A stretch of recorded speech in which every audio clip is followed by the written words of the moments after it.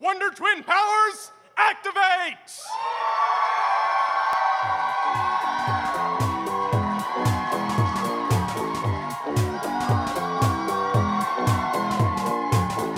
Hi, I'm the Lord High MooMan, and welcome to West Coast Geeks vs. Nerds, the debate-style program where we investigate topics no one else has the guts, tenacity, or interest to investigate. The object of the show is simple: secure a victory for your team's candidate using facts, obscure knowledge, and trash talk. Tonight, it's Aquaman versus John Carter on West Coast Geeks vs. Nerds!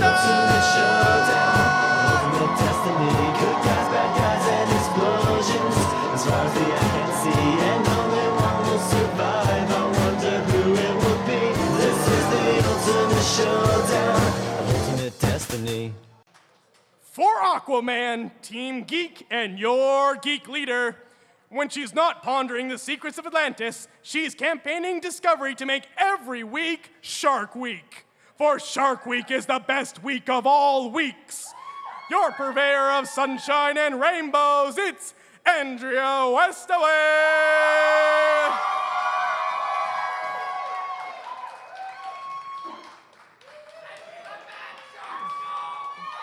She's got mad sharks, yo. She actually already had an Aquaman costume in her closet. No, really. Stop laughing. Here with a trident in hand and little blonde ambition, it's Sarah Brocklehurst! Fine, this debater isn't a fish out of water. Get used to that, is the whole debate. She'll sniff out a good debate like the mighty shark stalks his prey. She will send her competitors to the briny deep. Please welcome Tarah Tanaka! For John Carter, Team Nerd and your nerd herder, from the banks of the mighty river Is to the highest peaks of the mountains Turquoise, you will not find another man, red, white, or green-skinned, with as much passion for geekdom as this one. A prolific podcaster and host of Quiver the Green Arrow podcast, Frontlines the Clone Wars podcast, the Rebels podcast, and the upcoming Pullbox podcast. Please give a mighty KR for Michael J. Cohen! Wishing you an underrated April Fool's Day, it's Amanda Konkin! This debater would have written a hilarious John Carter pun for their introduction, but why bother? No one would understand the reference anyway. It's Courtney Shrumm!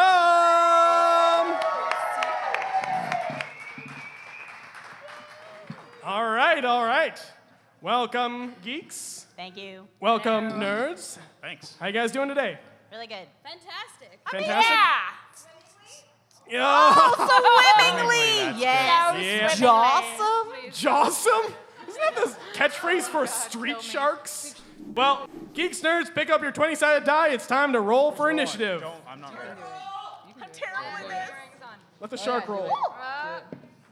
13. We got a 13 and a 13. Reroll. I know. What are the odds? You guys fight to the death. That's what happens next. It's about 1 in 20, actually. Did you roll? 1 in 20. We got a 14 and a 15. Oh, man. You guys are close. So, nerds, do you choose to go first or second? We will go second. Second, all right. So, geeks, you are going first. It's time for the intro round. In 2 minutes' time, please explain to me why Aquaman is the most underrated hero. Please begin. The folks at Living Myth Media have correctly asserted that Aquaman has been the most qualitative title to come out of the New 52. Despite this, Aquaman is still constantly maligned and mocked in pop culture. SpongeBob, Crack.com, SNL, Craig Ferguson, Robot Chicken, Family What Guy. about his own comics? He prevents an armored car robbery by flipping a truck over with his trident. The cops ask if he needs a glass of water.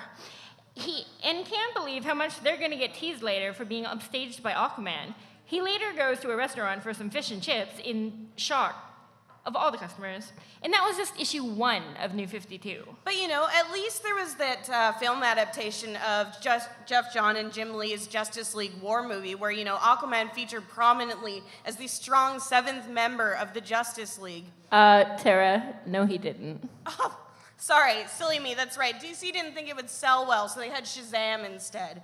DC even underrates Aquaman. As far as Aquaman's powers go, his abilities rival Superman, one of the strongest superheroes in the DC and arguably comic book universe. He can deflect bullets, taking only minor damage, command the ocean's inhabitants, leap great distances, command all things H2O, has super strength, he flipped over that truck, and can withstand the pressure of the deep ocean. If he can survive that, what else could he survive? The Marianas Trench, that's the ocean floor of the ocean, not the band, is at 15,750 psi, and Aquaman can breeze through there on a light Sunday afternoon. So but no one knows that because he's phased into obscurity. Because the question here is underrated, which is to underestimate the extent, value, or importance of someone, and that is Aquaman. All right, that's time. Let's hear it for the geeks. I'm just gonna start by pointing out how great are their outfits, right? These guys over here. All they had to do was wear green and orange, and automatically you know what team they're on. That's incredible. There must be some sort of pop culture consciousness. You could take off your shirt, yeah. Of Aquaman. It's incredible. We were going to dress up, and we really spent a lot of time racking our minds of what kind of costumes we could wear. And then we realized no matter how hard we worked on our costumes, no one here would have any idea who we were. So instead, we decided to just wear some shirts representing some properties that were inspired by John Carter. So that's the direction we decided to go. For those who don't know why John Carter is so awesome, let me explain why. 30 seconds. He goes to Mars, okay, another planet, doesn't know the language, gains superpowers, learns the language, all in a couple of months, and then unites all of the disparate factions, being the first real, warrior of peace, and the basis for all science fiction fantasy to come afterwards, including Superman, Star Wars, Flash Gordon, so pretty much he's the father of all superheroes. I mean, it doesn't get much cooler than that. All right, and that is time. Let's hear it for the nerds. All right, so now it is time for round 2, the attack round. But before we do, it's time to hand out the rebuttal tokens. The rebuttal tokens can be handed back to me to instantly rebuttal something the other team has said. So, tonight we just went to the grocery store. For Aquaman, we got fish sticks. They're still no in custard to go with them? there. No. Aww. And for John Carter, we got some Mars bars. Mars. Team Geeks, it's your turn first. Explain to me why John Carter is not the most underrated hero. 2 minutes, please begin. With all due deference to the fine folks at Geeks vs. Nerds, it all boils down to this. John Carter has no place in this debate. Underrated, if anything, he's overrated. He should really be in a debate where the question is who has a greater influence on pop culture, and I'd want to be on that team because he would win, hands down. Writers, astronauts, scientists, and filmmakers alike have all been entranced by Burroughs' Barsoom series. You folks have heard of a little cultural phenomenon called Star Wars, right? Yeah, we wouldn't have that without John Carter. The Sith, Banthas, Jedi, and most importantly, Slave Leia's outfit are all directly taken from the John Carter and Barsoom series. 2001: A Space Odyssey wouldn't exist without it. Arthur C. Clarke credited the John Carter series for inspiring him to write about adventures in the stars. Jerry Siegel may or may not, definitely did, say that Superman's original powers were based directly on John Carter. Michael Crichton, yeah, he named Noah Wiley's character on ER John Carter as a direct homage. And don't even get me freaking started on James Cameron. One flop does not an underrated character make, let alone a flop that makes $248 million worldwide. You know who dreams they could have a movie made about them, let alone a $250 million flop? Aquaman. All right. We have the rebuttal token being turned in. What point do you care to rebuttal? Pretty much just, the fact that, first of all, the movie was $250 million to make and only grossed 248 worldwide. It was 215. So, thank you.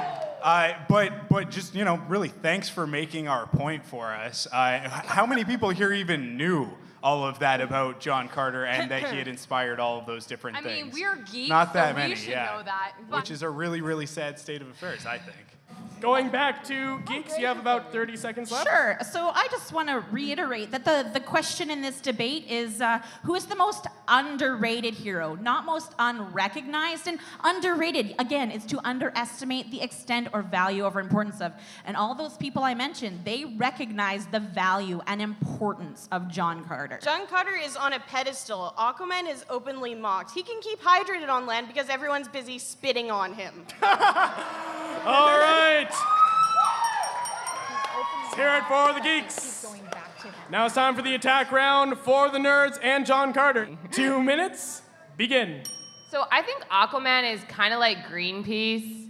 Everybody knows who. Stay with us. Stay with us, okay? Everybody knows what Greenpeace is, right? And they do some pretty good things. When the environment's in trouble, we're like, hey, let's turn to green. They probably know things about trees and forests. Save the whales. But the moment that things shift away from your area of expertise, there are other people that we're going to turn to first.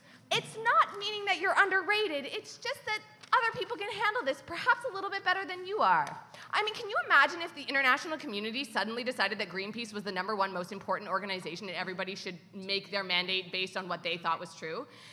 It'd be like the original GLA leadership would return and be all like, Aquaman, what the fuck? Why did you take over everything and change all the rules? Just because we left you alone for a tiny little bit and you thought that we abandoned you? Really, we gave you the exact amount of responsibility that you could handle for that particular moment. And then we came back and said, hey, put your big boy pants on. You can play with the rest of us. You don't need to change everything so that it's what you want it to be. We will pay attention to you when we need to, but not everyone cares about the environment all the goddamn time. Get over it, okay? All right, I got a rebuttal token being turned in. All right. What point do you care to rebuttal? I'm sorry. Yes, each hero does have a very specific set of skills, but who looks after 70% of the Earth? A quote by Aquaman from Kingdom Come. You have hundreds of champions to defend a few land masses. I protect the other 70% of the world, and there's only one of me. So Greenpeace, I think not. How many people besides the people that live in Sub Diego actually inhabit the 70% of the world that we should care about Aquaman? But anyways, thank you for bringing up new irrelevant points to what I was talking about, but that's okay. We acknowledge that, Aquaman, he gets made fun of. But that's because everybody knows who he is. Even the DC Comics website itself has said that you can make all the sushi jokes, YouTube spoofs, and SNL sketches you want, but Aquaman has been an icon for over 70 years. And even when officials speak about the perils of sea pollution, they're gonna whip out an Aquaman reference to sound hip, because for that particular thing, you're important. The rest of the time, regardless of what you do, you don't need to be any more recognized than that. It's sufficient. All right, let's hear it for the nerds. Saying that any publicity is good publicity, I suppose.